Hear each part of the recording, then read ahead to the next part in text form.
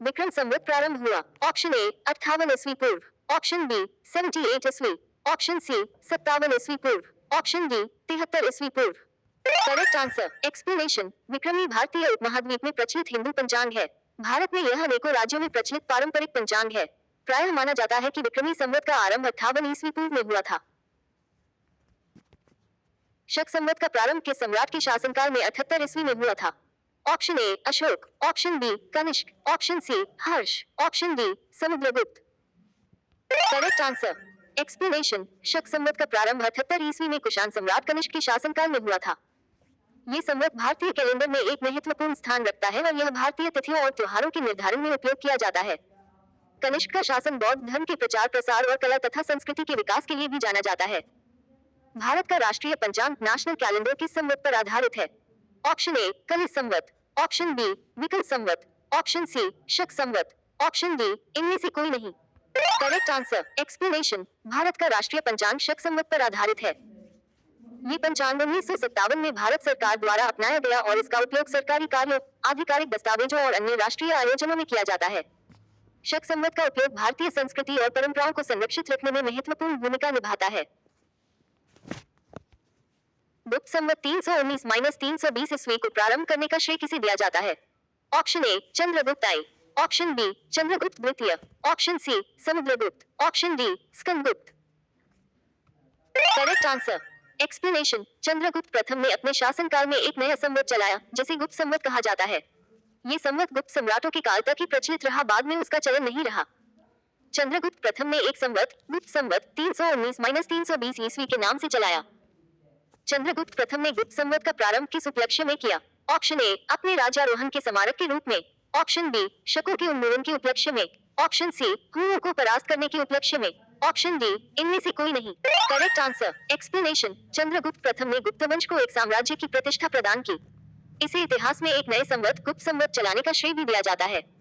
निम्न कथनों पर विचार कीजिए तथा नीचे दिए गए कूट से सही उत्तर चुनिए। 1. विक्रम संवत 58 ईस्वी पूर्व से आरंभ हुआ। 2. शक संवत सन 78 से आरंभ हुआ। 3. गुप्त संवत सन 319 से आरंभ हुआ।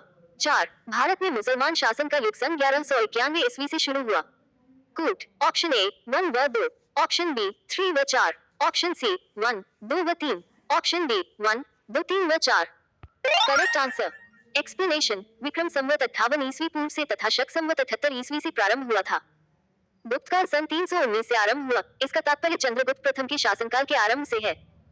भारत में मुस्लिम शासन युग का आरंभ मोहम्मद गोरी की तराइन के द्वितीय युद्ध में विजय 1192 ईस्वी से माना जाता है। हर्षवर्धन ने 606 ईस्वी में हर्ष संवत की स्थापना किस उपलक्ष्य में की थी? ऑप्शन ए अपने राज्यारोहण के उपलक्ष्य में, ऑप्शन बी कन्नौज पर अधिकार करने के उपलक्ष्य में, ऑप्शन सी सिंध विजय के उपलक्ष्य में, ऑप्शन डी पूर्वी भारत की विजय के उपलक्ष्य में। Correct answer. एक्सप्लेनेशन। हर्षवर्धन ने 606 AD में हर्ष संवत की स्थापना अपने राज्यारोहण के उपलक्ष्य में की थी। हर्षवर्धन 590-647 ईस्वी प्राचीन भारत में एक राजा था जिसने उत्तरी भारत में 606 से 647 तक राज किया।